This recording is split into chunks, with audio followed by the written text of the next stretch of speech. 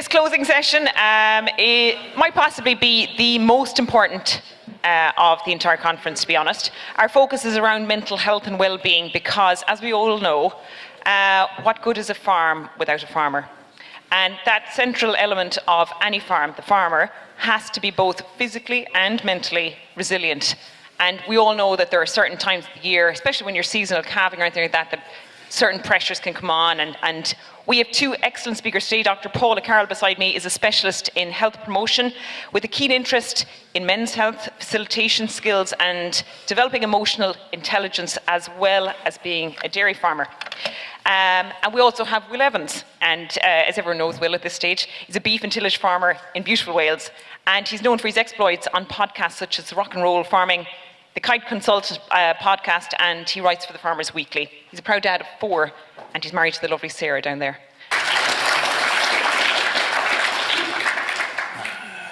So, thank you. It's been a brilliant few days. I feel quite a bit of an imposter syndrome standing here. I find it really, really inspiring, and the conference has really sort of lived up to its name. There's just so many little things I'll take away with me. But thank you so much for inviting me to be here. You'll see up on the slide, that's quite an obvious image to use for something like this. So, and depression, look, depression, like talking about depression, it can be a bit dry and depressing, but I think that it's quite important that you talk about it in a very open and light-hearted way, and I'll get to it, the place I was, a place I got to in 2019, and I hope I never go back there, but I am able now to laugh at the absurdity about it, and I think it's important we can do that. So, but a little bit of a disclaimer before I get started. So I wouldn't give anyone advice on anything, farming, parenting, certainly not mental health. I'm not an expert. This is my story. Every mental health story is different. So yeah, just bear with me. And at times, look, it's a difficult thing to talk about when you struggle. So I might just stumble and stutter a bit occasionally, but just sort of bear with me, please. I've been really encouraged lately about a lot of the discourse and discussion around mental health, and I commend Gillian and the rest of the organisers for putting this session on. I think every time you talk about it, you move that tiny bit forward. I'll tell you a bit about the farm. I'll introduce myself properly in a second, but I'll tell you a bit about the farm as well. But my dad spends a lot of time, I'll talk about my dad as well, he spends a lot of time in livestock markets, so in the mart, right? And I don't go that often because I end up getting stuck at home and doing everything else, but my dad loves it. It's like the highlight of his week. He goes twice a week. And occasionally I do go, and I went with him not too long ago. And I think my dad likes going because we've got a bar in our mart on the end of the cafe, and he has a few drinks at lunchtime with his friends. And I don't see them that often. I don't catch up with them that often. And I went in there and I was talking to one of them, Harold, and he's a big character, great guy, big guy, towers over me, obviously. And we were having a drink together at the bar, and he's read some of the stuff I've written about mental health, because everyone reads my stuff in Farmers Weekly. All our neighbours do, just so they can see what we're up to. You know what farmers are like. It's just nosiness, really. They don't care about the articles. They just want to see what I'm doing. But he kind of said to me, we were having this drink, and it was noisy. There was a lot of people in there. There was a lot of background noise, and we were just talking together at the bar, and he just sort of looked at me quite deeply in the eyes and just said, "It's important, this, isn't it?" And he looked around, pointed around the room, said, This is important. This is what you mean, isn't it?" And you know, Harold would be 75, 76, and I just thought that was really important, and just something that stuck with me. Also, I spoke to an event there's an organisation in the UK that I do a bit with called the Farming Community Network. They're a wellbeing mental health charity, and I spoke to some of their volunteers who man their phone lines not long ago. And Jude, their CEO, is a friend of mine, and Jude asked me to come along and talk to his volunteers, because a lot of them aren't farmers, just to talk about some of the things they might come up with TB and some of the things that farmers are dealing with at the moment. And I talked to them. It was down in mid Wales, and I drove down there, and you never really know what to expect when you talk about these things, but I talked about them and got quite a good response. And afterwards, I was, you know, having a drink afterwards, and a guy came over to me, and he'd be probably mid-60s, And we started having a chat about it, and he sort of opened up quite a lot to me about problems he'd had. And we were just talking, having quite a deep conversation about this, and then another guy came over, probably, I'm mid-40s, and the other guy was probably mid-50s, so you had three guys, 40s, 50s and 60s. And we just had a really funny conversation about suicide. And I shouldn't use the word suicide, but about how dark it can get, but we had a real laugh about it, and I just thought that was, again, just a step forward. You know, just we laughed at the absurdity of how lucky we all are. I mean, we're all, God, how aren't we lucky we're all here having fun, learning a lot, but you know, you can get into those dark places, and we had a good laugh about it. And another thing, I'll get to the point in a minute, but I went to Harper Adams University 20-something years ago now, and a really good close group of my friends, and we're best friends still. We met on the first day at Harper, and you know, but we all went to agricultural college. We're all from farming backgrounds, and you grow up with that sort of macho, tough, or you think you are.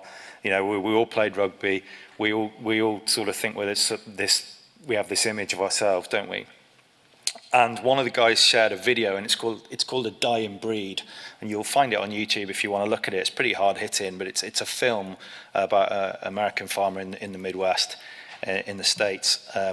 It's pretty upsetting. You watch it, you know, it's about farmer suicide.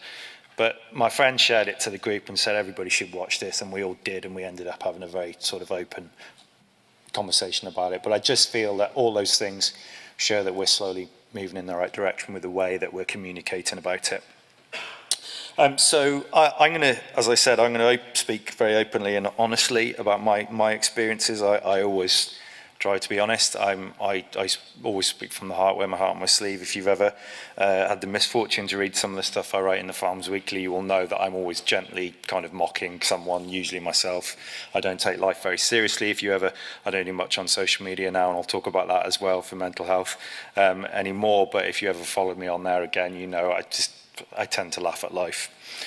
And the reason why I talk about this is it always helps someone. So there will be someone in this room today, this what I'm going to talk about will resonate with. It might be yourself, it might be a loved one, a friend, and maybe it's just a reminder, maybe you know all this already, but sometimes it just, and I've found this over the last few days, a lot of people have just reaffirmed things, and you just think, yeah, you know, you see someone upstage you respect, a really good farmer, and they say something and you think, yeah, it's just a useful reminder.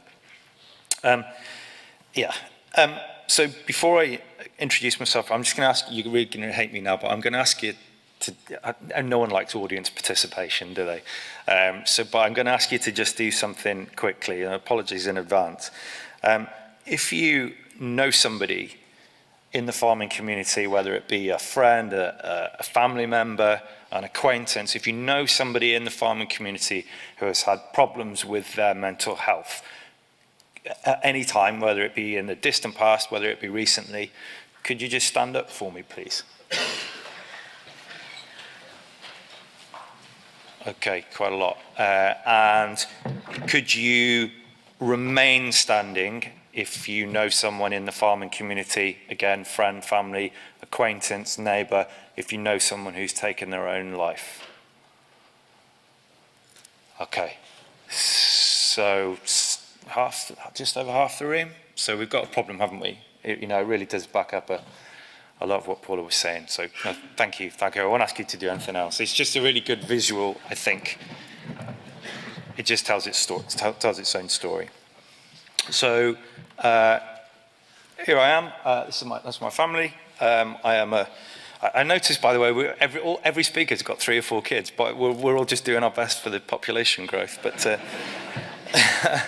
I am a farmer, tenant farmer from northeast Wales, about 5 miles southeast of Wrexham. If any of you are horse racing people, I know a lot of people in Ireland are near Bangor-on-Dee racecourse. A lot of it's underwater at the moment, but I'm not going to think about that right now. I'm a 10th generation, at least a 10th generation farm. That's as far back as we can trace. Not easy to trace your family history in Wales with a surname like Evans. You kind of, there's only 5 surnames in Wales, so it's difficult. But we've farmed there for a long time. I never know whether that makes us cripplingly unambitious or just very happy with what we're doing. I don't know, but I have a very strong link to the area.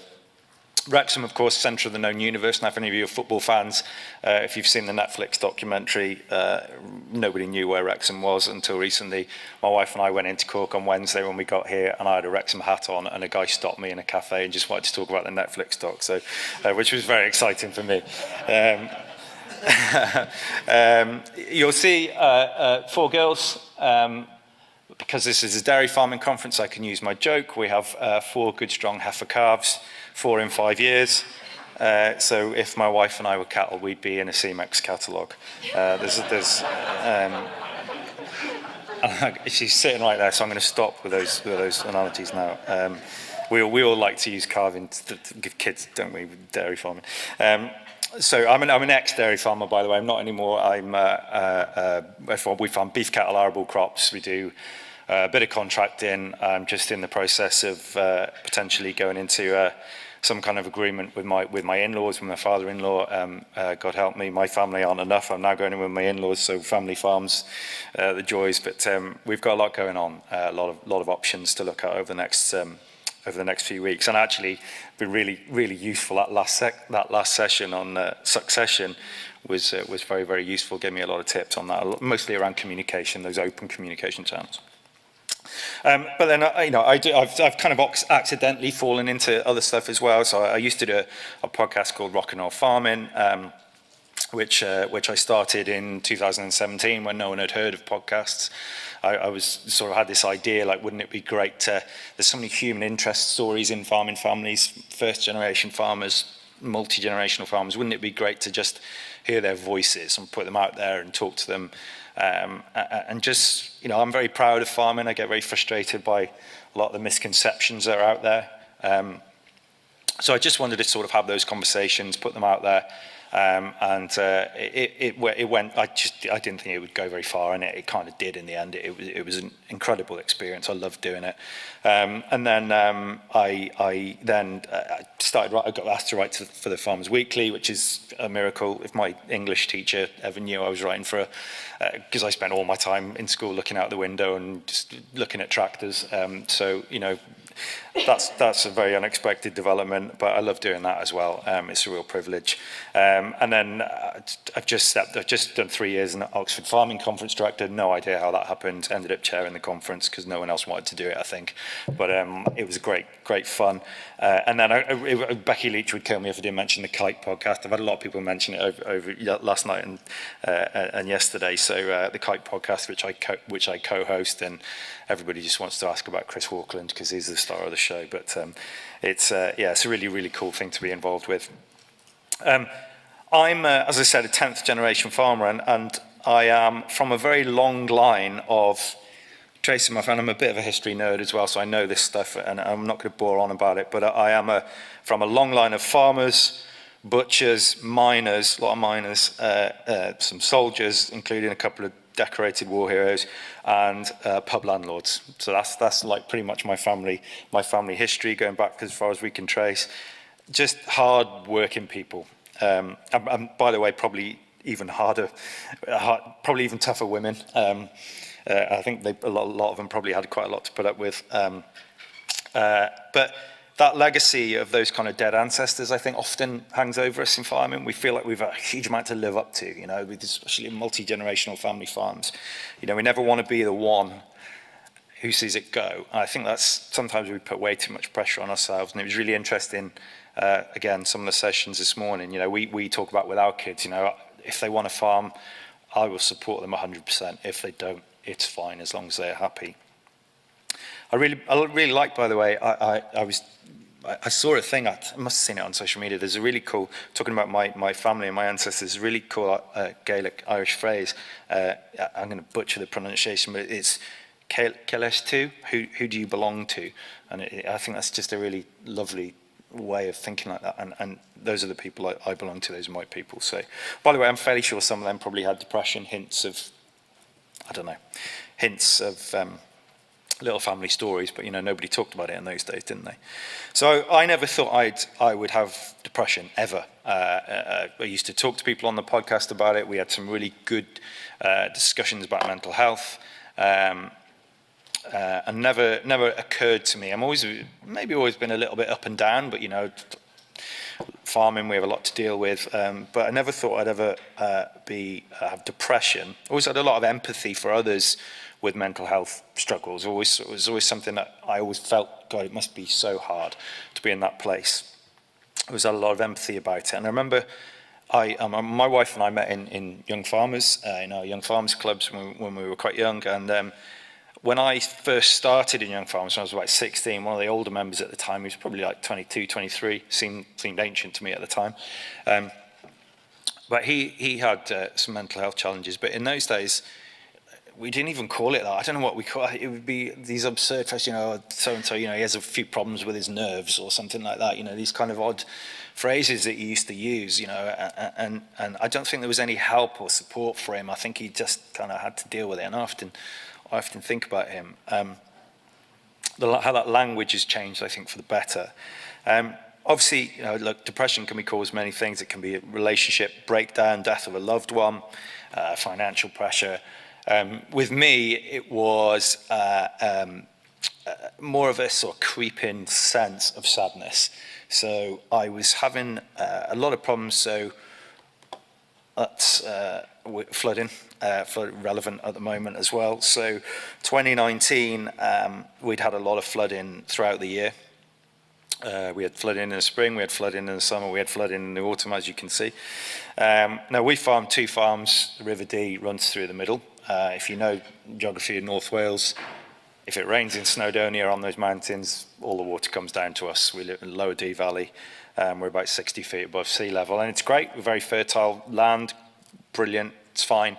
We used to get really bad flood once a decade. Now they're kind of every other year.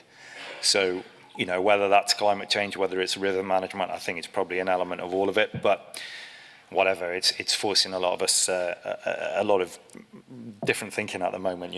There is some of our land I'm having to think, well, look, maybe we are going to have to plant trees on it. I don't know. We certainly can't keep sustaining the crop loss. But this particular year, whatever, it kind of got to me.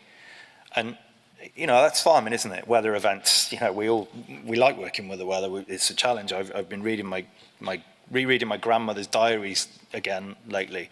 Diary she kept through her life in the 40s and 50s. They had bad weather events then, when it was all obviously by hand and they didn't have lovely air-conditioned cabs to sit in and all the rest of it. It's nothing new, but for whatever reason, that year it got to me. I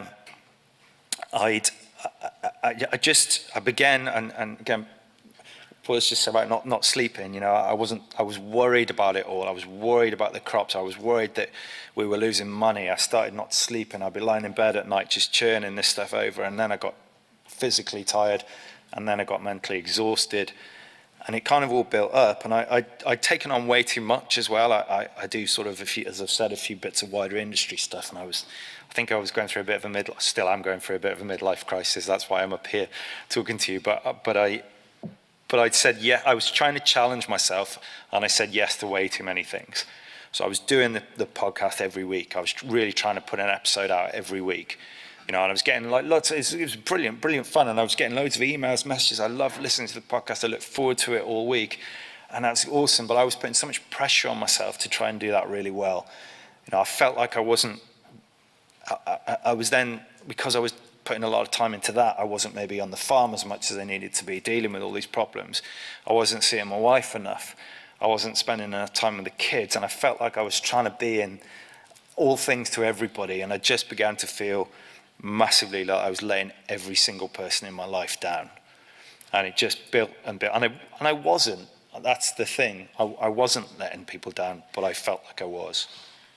And I like people around me to be happy. I'm a real, I guess, kind of a people. I love my family and my friends, a very loyal person. I really deeply care about their happiness, and I just felt like I was making them unhappy and I was letting them down. So I said I was going to stutter a bit about this, but another thing I was dealing with was the guilt of it all. So I felt like I had no right to feel like this. I was carrying this big thing with me, and I had a friend of mine at the time, good friend of mine, whose daughter, the kids are about the same age as ours, and his daughter had a real rare form of brain cancer, and they were sure she wasn't going to make it. In fact, they gave her thankfully she came through it, and she's a miracle girl. But at the time they'd given her a few, and I just kept thinking about them, and I think they're the ones who should feel like this. I have no right to feel like this. I felt this deep sense of shame that I felt like this. And I should be a real man, I should be living up to those ancestors I talked about. That maze, in that field of maize, you can sit there. So I've worked really hard on our soil health over the last few years. I'm very, very proud of some of the changes we've made. Look, we all have wet. Sometimes it's just hard to get maize off in a wet autumn. We've just had one. But that year, I was just devastated about that. I find it even hard to look at the picture now because it was just a mess. It was one of the worst years we've had, and for whatever reason, it just kind of broke me.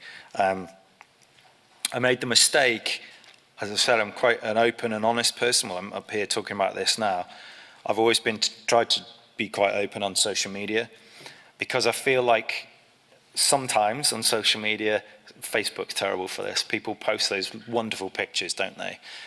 And you if you're feeling a bit down, you can look at those pictures and say, oh, that person's really successful, but most of it's not really true. We all have issues. But what I always tried to do when I was showing pictures of the farm was I tried to show my mistakes as well, because I think it's just important to be open. We all make mistakes, no shame in it. And I made the mistake of putting some of those pictures on at the time, and I shouldn't have done because of where I was, but I put those pictures on, and I'm not on Twitter anymore, I've deleted it, but some farmers on there, for whatever reason, they saw those pictures and they just attacked me over it. You shouldn't be farming like this, you shouldn't be, blah, blah, and then loads of other people jump in, and you know how it goes, and I was just not in a good place at the time, and it was a huge mistake. And social media, like, it can be good, it can be awful. I was driving home one night. I was on the road, with 2 farms, and the river runs through the 2, so you have to drive 5 miles around. And I was driving home one night. I was on the tractor, it was late night, and I was halfway home, and I started to get these pains in my chest. Started to get this tight feeling. I didn't know what it was. I'm relatively fit and healthy. And I pulled over. I thought I was having a heart attack, and I would have been 41 at the time, but I thought I was having a heart attack. I rang my dad. I don't know why I rang my dad. He was the worst person to ring. I don't know why I didn't ring my mum or my wife, who would have, but my dad, I'll talk about him in a minute, he's very alpha. I rang my dad and said, Dad, I'm having a heart attack, and thankfully he was great. He came out and got me. Turned out it wasn't a heart attack, it was a panic attack. I've never had anything like that in my life. And I started having those regularly. So we'd be moving cattle, one of them would get past me, standard everyday thing, and suddenly my heart would start racing, I'd be freaking out. My dad didn't know what the hell to do with me. He just had no skills to deal with this. My dad is a very 1970s straightforward farming man. He didn't know what the hell was going on. I stopped going places. I very much wanted to be at home. Like, I couldn't have gone. I love events like this. I love it. It's the positivity, I get so much out of it, and I like people. I like being around people. At that time, I just stopped going anywhere. I didn't want to speak to anyone. I didn't want to see anyone. If I could, people would ring me, do you want to go for a beer? Do you want to go out? And I just made excuses. I didn't want anyone to see me because I felt like they'd see through me, and they'd just see everything I was going through, and I was obviously trying to hide it all. And all that sort of pressure eventually built up, and I had a complete breakdown. It wasn't easy. My wife's sitting there. I don't find this easy to talk with.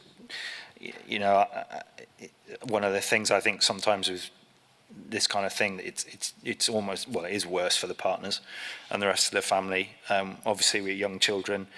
At the time, we always try and have an evening meal if we can. Together doesn't always work out for busy times, but we try and sit down around the table every night, talk to the kids, talk about their days. And my kids, if you've met my wife over the last few days, you'll know she's animated. She talks a lot. She flings her arms around, and therefore so do our 4 girls. So we never get through a meal time without drinks being spilled because they're all flinging their arms around everywhere. It's a noisy house. They're farm kids. They're used to noise and running around in space. and I'd be sitting there like a ghost. I couldn't engage. I wasn't, they'd be telling jokes and laughing, and I was like the spectre at the feast. I'd be just sitting there miserable. But I knew that was wrong, but I couldn't get out of it. And all this it just built and built and built, and I was carrying it all with me, and eventually I came to what I felt was a very logical decision, that they would be better off without me. So I felt like I was a burden to them, and I felt like sometimes when people talk about people who've taken their own life, they talk about it and that person was selfish, right? I didn't feel selfish. I felt selfish for being in the place I was. And when I started to think in that way, that felt to me like I was doing the right thing for my family and friends. That's not an easy thing for me to say, especially when my wife's sitting down there. You can hear in my voice, I'm finding this difficult to talk about. But that was what I felt at the time. This is what it does, depression, it twists your thinking. Now, thankfully, my wife said to me, and I can't remember what it was, I can't remember what she said, but she said something that got through to me. And she convinced me to go to the doctor. She convinced me to go to the GP, and I did not want to go. And I left it far too late, and I didn't want to go. I'm fine, I can get through this, I'm a farmer, I can do it, I can smash through this. And I couldn't, so eventually I went. And I sat in the waiting room, and my wife dropped me off. I think she waited I can't remember, I think she waited in the car outside. It was kind of a blur really all this time, but I sat in the waiting room, and they were running late, and they were half an hour late, and it was like 28 minutes, and I kept thinking, if it gets to 30 minutes, I'm going. I haven't got time to be here, I've got things to do at home, I can't be here, I'm wasting everyone's time. Thankfully, 29 and a half minutes, she called me through, and I remember very clearly, I stood up, I walked into her consulting room or office, whatever it's called, and I walked through, and she closed the door, and before I even sat down, I was in floods of tears, and whatever it was, the click of the door, it was like a click in my brain, and I cried for an hour. And I'm quite an emotional person, as you can see. I get very emotional about my kids and, war movies and things like that. When the hero dies, I'm in a bit. But for me to that is not something I would do. And I cried for an hour. Now, the GP was incredible. She was, they're trained to deal with it. She was just phenomenal. Taught me through it. She helped me. I was diagnosed with severe clinical depression. She put me on antidepressants, very strong antidepressants. Took them for a year. Eventually, they started to help, and one day I just felt the load lift a little bit, and then a bit more, and I got back to where I needed to be. It was the hardest thing I've ever done. I think it will probably remain the hardest thing I've ever done in my life, reaching out for help. But there is no doubt, if I hadn't done that, I wouldn't be here. If it had got worse and worse, I wouldn't be here. I remember walking out there, and although I kind of felt relief, I also was worried that this would. I remember clearly thinking this: is this me now? Am I a depressive? Is this the way that people are going to look at me? Are they going to not be worried around me? Are they going to worry about saying the right thing? Is this defined me now? But it never has, and I really do think that mental health is just no different to physical health. I had a challenge, I had an illness, I went to the doctor, I got some help, and now I'm better. And if we can look at it like that, and it kind of makes sense. I talked a bit about my dad. That's my mum and dad. So I'm really lucky. I had a very strong support network around me. Not everyone does. Not everyone's as lucky as me. It was extremely hard for them. As I said, my dad didn't know what to do with me. My mum, mums are mums. My mum would love me whatever I did, and she was great. Well, even though she didn't really know what to do, obviously it was difficult for my wife. My kids, it was hard for them. Sarah had obviously, I didn't pick up on it at the time, but I realised afterwards the kids kept coming up to me and hugging me, and I didn't quite know why they were doing it, but obviously my wife had told them to do so. My dad, though, is, as I mentioned, that 1970s best farmer I know, always been my hero. Very tough guy. My dad likes farming, whiskey, power tools, and fried egg sandwiches, right? He's different to me. He's a tough guy. And I was terrified when I went to the doctor and I was diagnosed. I didn't want to tell my dad because I knew, or I felt like I would be letting him down, and I felt like he would think I was weak, or I'd let him down, or whatever.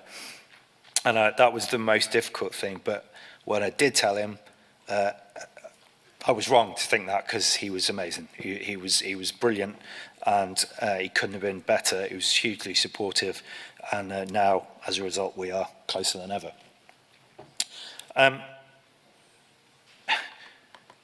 Our next door neighbour, so speaking of my dad's best friend, Jeff, our immediate next door neighbour, dairy farm.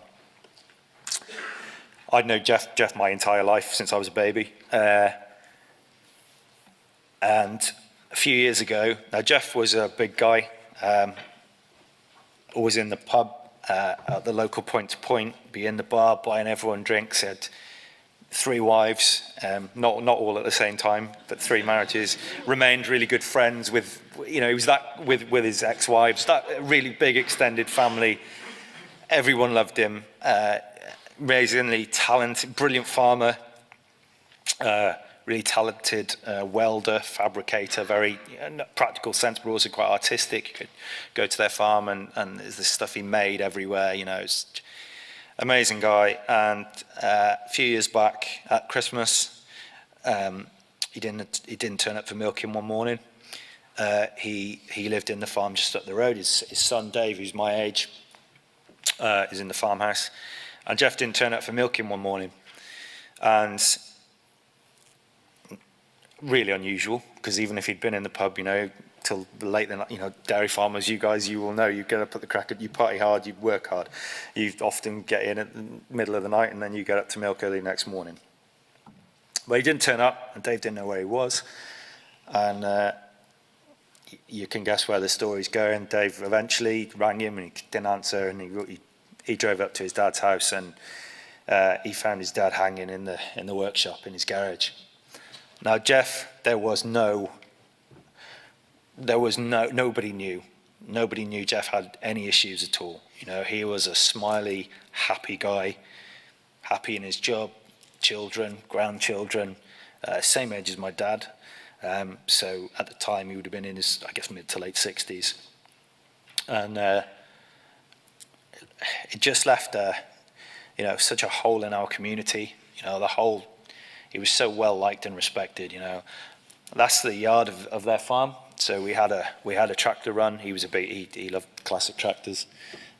With my dad, I think they spent a lot of their time talking about classic tractors, going to see classic tractors together.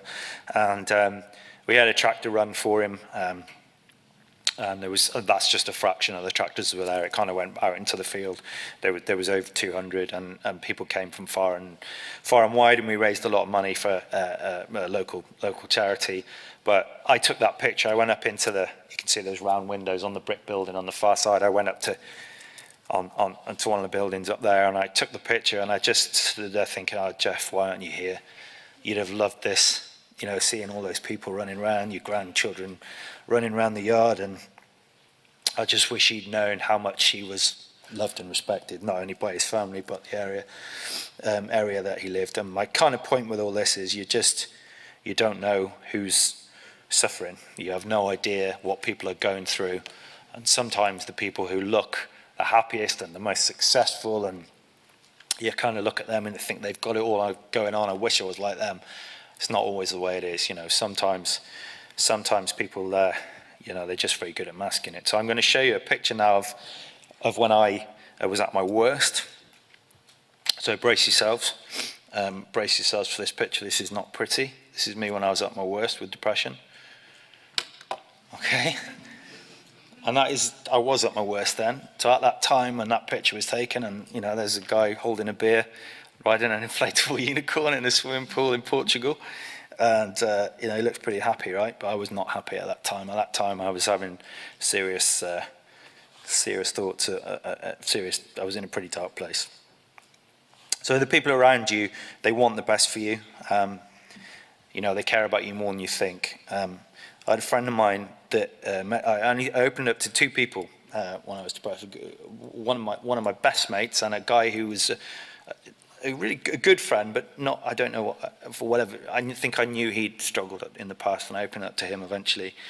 And he said to me, when you get through this, and you will, eventually, you'll be glad you went through it, because you'll be a much stronger person, you'll put things in place, it'll give you a whole different perspective on life. And I had no idea what he was talking about at the time. I thought, that is bullshit, I feel terrible, I'm not, But he was so right, and as a result of everything that I went through, I'm hopefully able to help a few people, and I'm very, very happy to talk about it.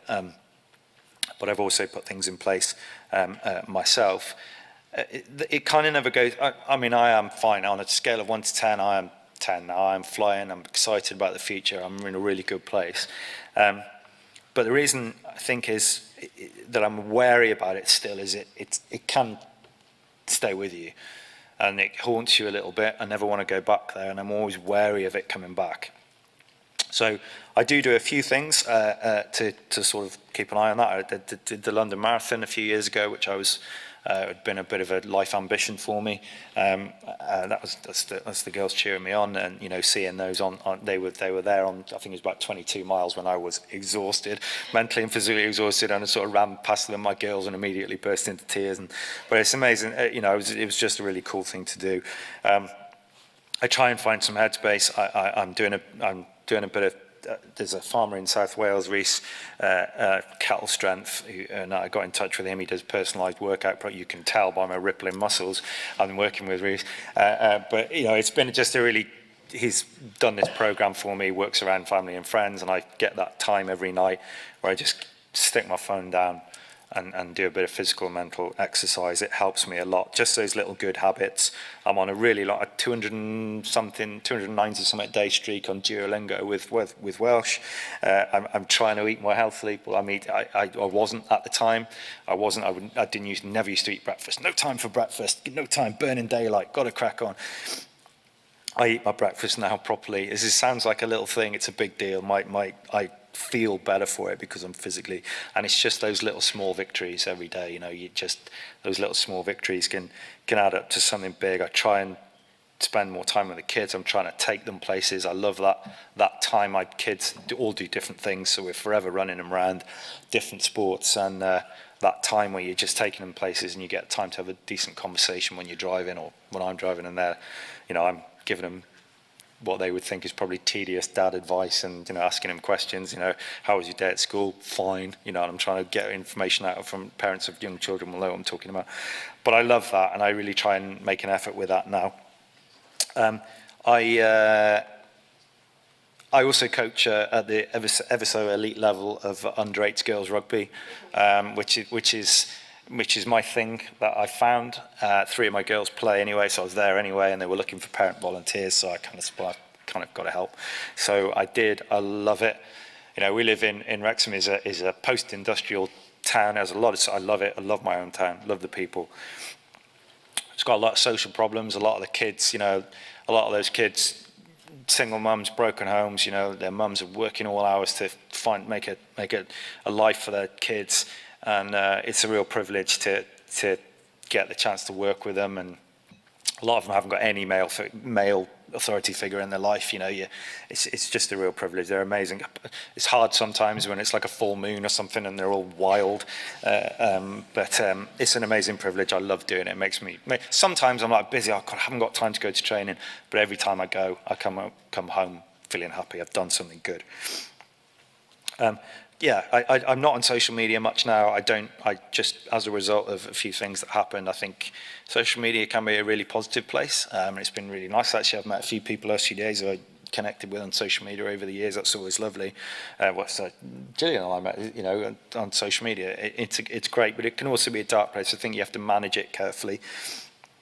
I might go on to there. I do a little bit on LinkedIn, but I don't really know how to drive it. And my kids, I keep an eye on my eldest daughter on TikTok. I have no idea how to drive that. But you've got to look up. You've got to try and stay down with the kids, haven't you? It did just helping me talking about it. It just helps, and those kind of little, I don't know, those feel good things and little minor successes can add up to something big. When I did the podcast, I just want to give a shout out. When I was doing Rock and Roll Farming, we had some really good discussions about mental health. There was a few the guests who were brave enough at that time. Now, a lot more people are talking about mental health. At that time, it was a big deal. So I remember the first time we talked about mental health on the podcast, a guy called Stephen Parkinson, farmer up in East Yorkshire. And we talked about it, and the response that we got to that podcast, and that was all on Stephen being brave enough to open up about it, but the emails and the messages I got afterwards, this is from farmers saying this is the first time I've ever heard anyone talk about this, and I've listened to it and I was in tears, and I just thank you. That is pretty cool. We did others. It was Patrick, Joyce, Lydia Slack, Doug Avery. Doug, a lot of you will be familiar with Doug Avery, farmer in New Zealand. That probably got the biggest response. I got a really long email after I spoke to Doug from a farmer in Australia. I think it must have been a pretty remote farm. Older guy, really long, detailed email. And he said, and the quote, the exact words he used was, it was very Australian, but he kind of said, I was thinking seriously about walking into the creek wrapped in a bullock chain, and then I heard this podcast, and I've reached out for help. So that, if I do nothing else for anyone, look, that was on Doug again for being brave enough, but that's what talking about it can do. I think the message, I guess, is just to sort of, is to be kind to yourself, be kind to the people around you. You're not everybody's, it's not always quite how it looks. Don't do what I did. If you know anyone who's having problems, if you are having problems, if you're sitting here thinking, this is me, I recognize a lot of this, don't do what I did. Just reach out for help. Everybody around you cares. Everybody wants you to be doing well. Depression, there's a lot of the loops and highs and lows, but you can get through it. You reach out for help, you'll get there, and you can get better. That's what I did, and the good times have come again. So thank you very much.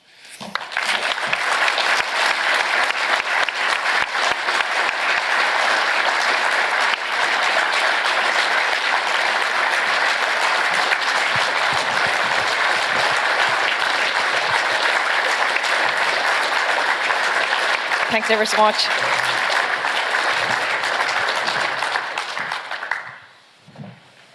Wow, that was a bit of a... Can I just acknowledge the incredible bravery and honesty that has taken? And I know that everybody feels that deeply, like it resonates with the whole room. And well done, Will. I hope that every time you deliver that story, that it gives you strength.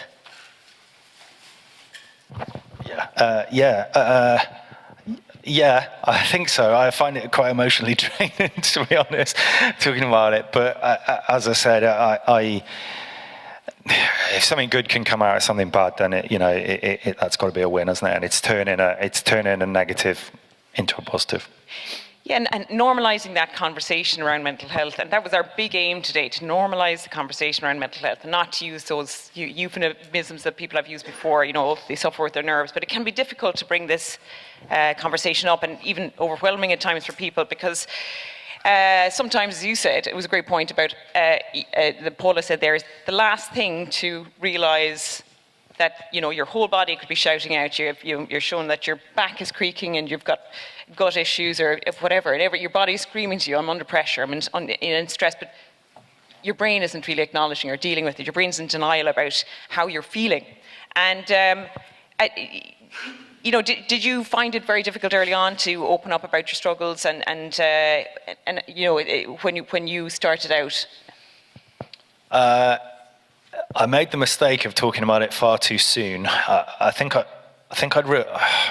don't know whether I wrote something about it, maybe. When I ended the podcast, which was part of my sort of recovery from all this, I knew I was putting too much pressure on myself, as I said. So I knew I needed to stop doing that as much as I loved it.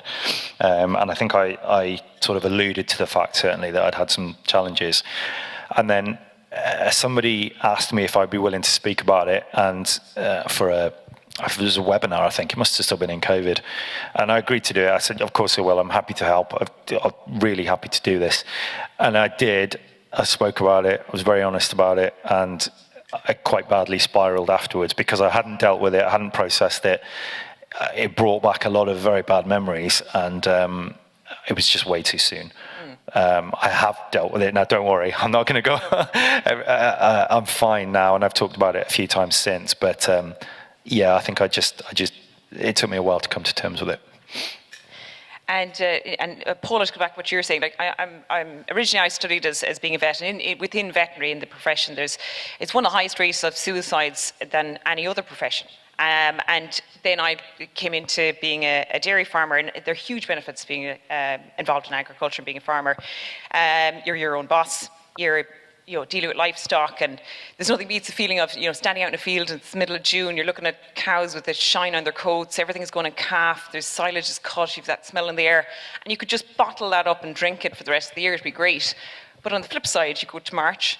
It's freezing cold. You can't feel your toes. There's a string of mastitis. There's a dead calf over there. There's and all of a sudden you go out to the field and the cows have absolutely destroyed your spring rotation planner, and you're just like, oh, Jesus, what'll I do? And, so the thing about agriculture is that the highs are definitely higher, but the lows are lower. And that's you have to strike that balance. And Will, you spoke about that creeping, that slow and chronic stress build up, and how it can be difficult to deal with. But again, Paula was giving solutions there and trying to put one thing in practice. Give us a couple of examples, or expand on that, Paula, about what one thing could a couple of examples of that one thing you put into practice for 2 months. Yeah, if you don't mind, I'd just love to start by thanking Will. Like, that was an absolutely unforgettable moment in my life, which I won't forget, as I said. And I just think it's how important it is for men to speak of their health to other men, to start this conversation. So just thank you very much. Yeah, I suppose to answer your question, there are highs and lows in farming, and this is from a personal, not a professional perspective, but I remember going with the highs and lows on what I called an emotional roller coaster. My husband and I would be up and down on these things, and I remember one day stepping back going, I can't live my life like this. Surely we step back from this. And you've got to look at this game over 5, 10 years. You can't look at it in seasons and go up and down like a yo-yo. So I asked the question, how do we keep ourselves stable as our environment continues to yo-yo? Like, there's only so much we have control over. We have to accept, as best we can, what we cannot control. We cannot control the weather. We can't control the milk price. Oftentimes we cannot control the herd in the field. They will do their thing to our plans. So are there particular strategies we can put in place? And we're 4 or 5 weeks out of, 4 weeks out of calving at this stage. And we've had conversations of the strategies that we can start to build in now to support ourselves. I wouldn't have prepared myself very well previous years as a newly young mother and wife. But now I know what's coming. We all know what's coming. So what strategies can we put in place in the next few weeks? So there are a number of small things that we can build in. We always meet friends of ours for a 7 o'clock meal midweek during the 6 weeks of calving. So we have something to look forward to that we do not miss. We're generally in bed by 9:30, but we're all in the same boat. They're a dairy farming couple, and we have that to look forward to. Sleep is a really, really, really important thing in our place. So the animals get fed at 11 in the evening, and my husband is not back in the yard till 6 in the morning. And that is ring-fenced. He's turned around the feeding cycle and dinner. So they'd be our 3 pieces that I think are absolutely critical. That there's a really good food happening during the 6 weeks, and that's primarily something I would bring to the table, literally and metaphorically. That's brilliant. And Will, you were speaking about your strategies. Was that really, really hard? Did you have to implement those things, like, you know, really focus on, right, I'm going to start with breakfast, or was it, I'll bring in a couple of things at a time and you know, I'll do breakfast and exercise and I'll meet my friends, or, you know, how did you try and integrate those changes into your lifestyle? Yeah, I guess it gradually, more and more, and then as I've felt they've got more successful and felt what they're doing for me, then I've tried to do bits again. I mean, earlier this year, I mentioned some of the sort of things I did.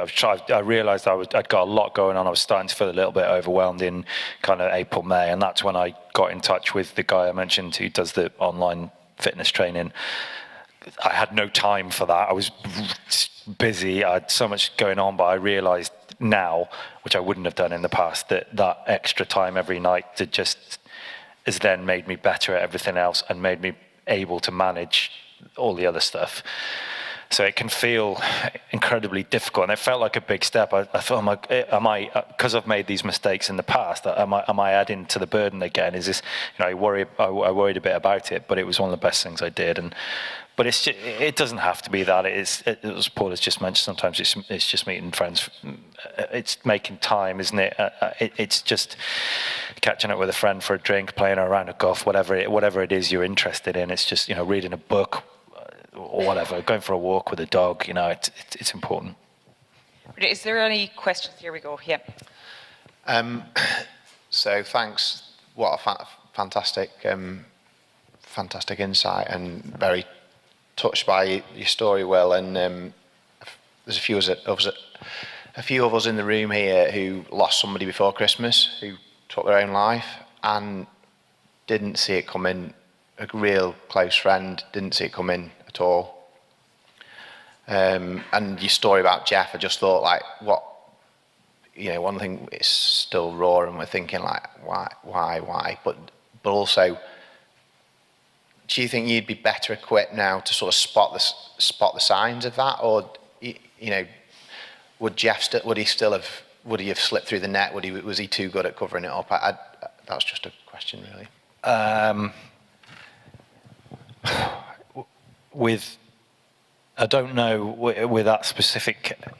I don't know with Jeff, but I've done. Certainly in the UK, there's some really good mental health first aid training courses you can do online. I don't know if there's any organisations doing that in Ireland yet. That was useful for me. I did one with organisation called Yellow Wellies. I did one with a group I was involved in, and that was really useful for me. Just on that, spotting those signs. I think what they try to do is encourage consultants, people who go on farms, people feed sales reps, even milk tanker drivers. You know, they're trying to encourage those guys to do it, so that when they're on farms every morning, good morning, how you doing, how you feeling, you know, those kind of things. You know, those small things can be really important. So that was something that I did that was really useful for me. I mean, I guess we're all getting a bit more aware of it, but there'll always be some people who slip through the net. Yeah, if I could just maybe add to that, like in Ireland, we also have it's an assist suicide training here. It's called CPR for mental health, and you know, it is available through our HSE, and it coaches you around the conversation to have with somebody if you have any concern. Only since I did the course, I'd say about 10 years ago, I still have the little wallet card in my purse. I've had to use it twice, once in my personal and once in my professional life, but it really coaches you how to have a conversation with somebody. And you know, it's exceptionally difficult to know, and I can understand that people would ask questions afterwards, but as Will so eloquently described, particularly men, mask it so incredibly well. There's a question just down here. It's not really a question, it's more of a comment. I may get upset, like Will. My son got very, very close to doing something stupid. And we were really lucky to catch it. He was 18 years old, for God's sake. And yeah, you just have to be unbelievably aware. He was like Will, he went downhill, turned in on himself, went up to say, your tea's ready. His response was, F off, Dad. Wanted to slap him around the face, and then walked out and went, something's wrong. He's here, he's in Australia, New Zealand. He's come through it, but yeah, it's harder to watch, Will. Trust me, it's harder to watch. And he broke his leg 12 months earlier. He was on crutches. People opened the door for him. When he had mental health issues, there was nobody there. And that was very hard. But he's come through it. The only piece of advice I'd give everybody was, when you ask somebody, I've got a mate, farmer, struggled, you say, you all right? The response is, yeah, I'm fine. Ask them again. Then you get the truth. And we knew that this was probably going to be a bit of a triggering session for some people within the audience, and we did put up resources around the room and around in the toilets there for anybody who feels like, listen, I need to, that they feel like they want to speak to someone or anything within, around the spaces there is contact numbers for helplines around mental health awareness and helping out with mental health. So make sure that if anyone feels like they're really, after going through this session, that they feel like they need to talk to somebody, where to look towards. Now, we've gone a little bit over time on it, but I'd like to. Oh, Will, do you want a last word there? There's someone else here. One more question. Sorry, yeah, far away. Thanks. Sorry to delay it.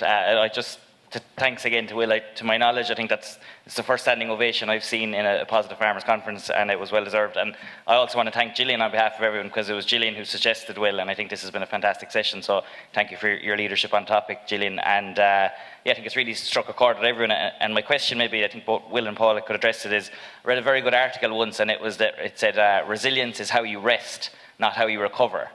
And I think in the industry we're bad at resting, and there's a concept called, I think, farmer guilt, where people are just like, you have the relief milker in for the weekend, but like, I feel I have to go bring in the cows for them, or we're just bad at resting, I think. So any comments as regards how we can improve on that? Yeah, I mean, that's a part of the reason why I got myself in such a mess. I just put so much pressure on myself all the time. I need to be this, I need to be here, I need to be doing everything amazingly well. And of course, I ended up no good to anybody, because I wasn't doing anything well because of the pressure I put on myself. So now, well, look, we're here, and my wife, we came on Wednesday, and we're going home tomorrow. We've just had Christmas and everything else, but we've found a little bit extra time to be here. Look, it's difficult sometimes, isn't it? And we're lucky, the people we have working at home and my family and everything, we can do that. It's not always easy, but we can do it. I mean, we were talking about it last night. It's hard when you've got young children, isn't it, to get away, and you need someone to look after the kids and do the school runs and everything else. But yeah, I think for me, it's just maybe not putting quite so much pressure on yourself all the time. Things happen, as Paul has said. Try not to worry about things out of your control. The weather events we're getting now, they're only going to get worse, and you've got to just try and realize that's going to happen, not put too much pressure on yourself, and you'll deal with those far better as a result. So last but not least, thanks ever so much, and I think just one last round of applause for our wonderful speakers today.